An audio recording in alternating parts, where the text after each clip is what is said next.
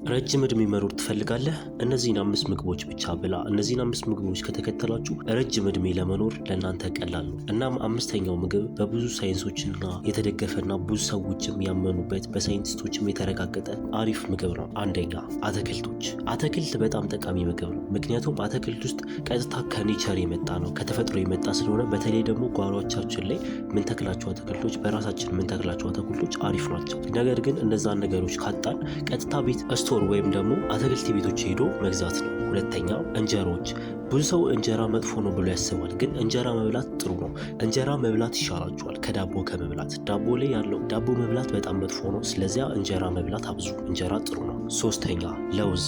ለውዝ በጣም ጠቃሚ ነገርና በጣም ጠቃሚ ነገር ብዙ ሰው የማይረዳው ነገር ነው። ምክንያቱም ለውዝ በሽታን በጣም ነው የሚከላከለው፣ ግን በጥቂቱ ብትበሉ ጥሩ ነው። ለውዝን በጥቂቱ ሲበላ አሪፍ ነው ብዬ አስባለሁ። ምክንያቱም ለውዝ ሲበዛ መጥፎ ነው፣ ነገር ግን በጥቂቱ ከበላችሁ በሽታን ይከላከልላችኋል፣ ረጅም እድሜም ትኖራላችሁ። አራተኛ አሳ። ከስጋ ይልቅ የተለያዩ ስጋዎች ይልቅ አሳ መብላት ጥሩ ነው። ምክንያቱም አሳ ስላችሁ ደግሞ ጥብስ አይደለም፣ ቀዝቃዛ የተቀቀለ አሳ መብላት በጣም ጥሩ ነው። ለሆድ ጥሩ ነው፣ ለደም ስኳር ጥሩ ነው፣ ረጅም እድሜ ይሰጣችኋል። ምክንያቱም እዛ ውስጥ ያለው የአሳ ተፈጥሮ አለ እና እሱ ነገር በጣም ጥሩ ነው። በመቀቀልና አሪፍ አድርጋችሁ ግን ጥብስ አታድርጉ። ምክንያቱም ጥብስ ስታደርጉ መጥፎ ነው።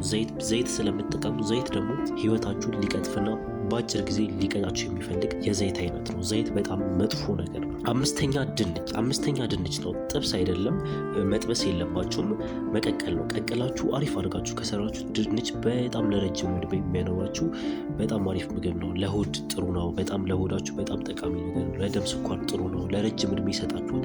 እነዚህ ምግቦች ከበላችሁና ለረጅም ጊዜያት ከተጠቀማችሁበት ረጅም ዕድሜ መኖር ትችላላችሁ።